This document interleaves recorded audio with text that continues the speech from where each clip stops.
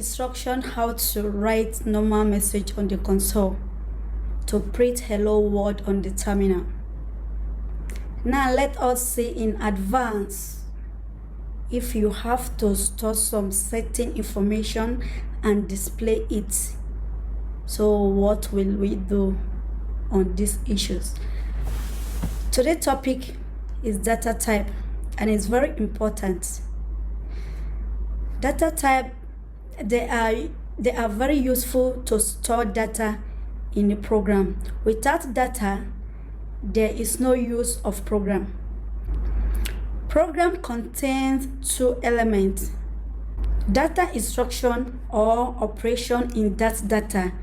If there is no data, there is no use of operation. Okay, let's suppose we take class of a human. The name, the department, the age, the salary, and so on. How can we store this information? It's very important. What type of value or which size of that value it will allow you to store is done by a data type. We have two types of data type. We have primitive and we have reference data type.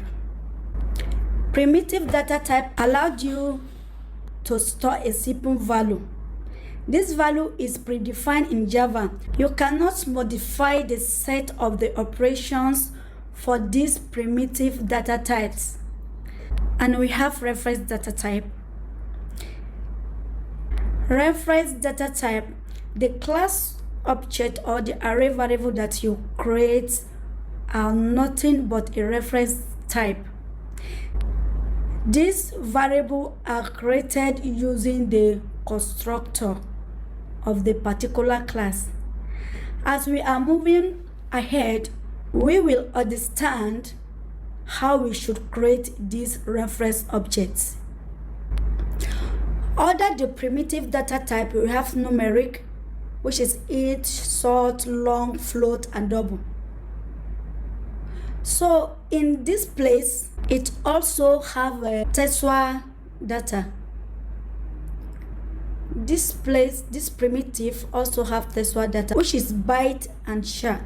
And under it, we have boolean. Boolean take 1 bit information, true or false.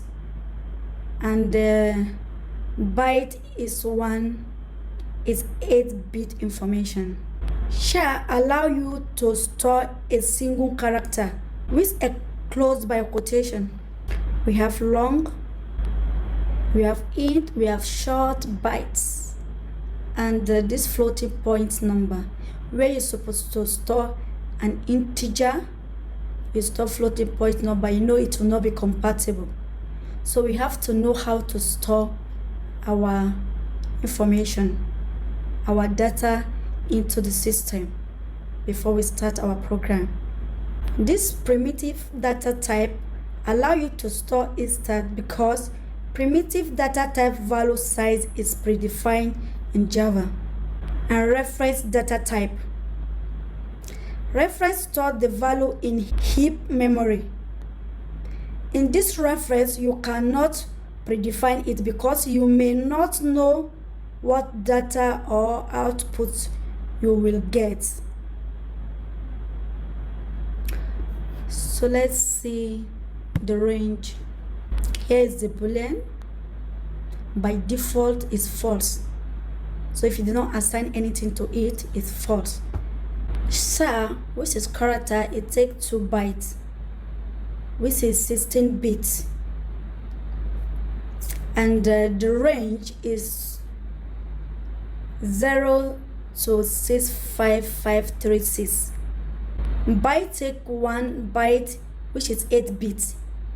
And the range is -128 to 127. By default is 0. Short take 2 bytes, which is 16 bits. And the range is -2 raised to the power of 15 to -2 raised to the power of 15 minus 1. Integer take 32 bits and by default is 0. The range is minus 2 raised to power of 31 to 2 raised to power of 31 minus 1. Long by default is 0 and L. This L stands for long. It takes this default.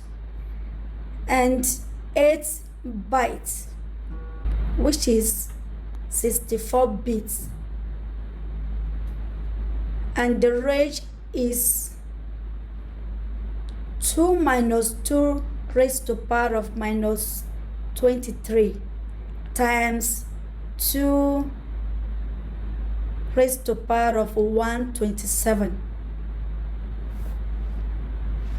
And floating point take 32 bits, which is 4 bytes. And the range is 32 bit IEEE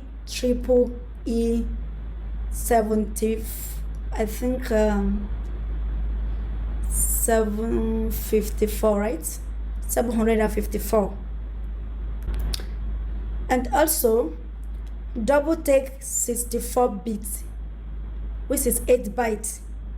And IEEE 754 floating point by default is 0.0 D. That is stand for double. So it's very important we know where and the size of the memory we should store our coming program. Thanks for watching. For more videos, subscribe to Rookie Star IT. Thank you.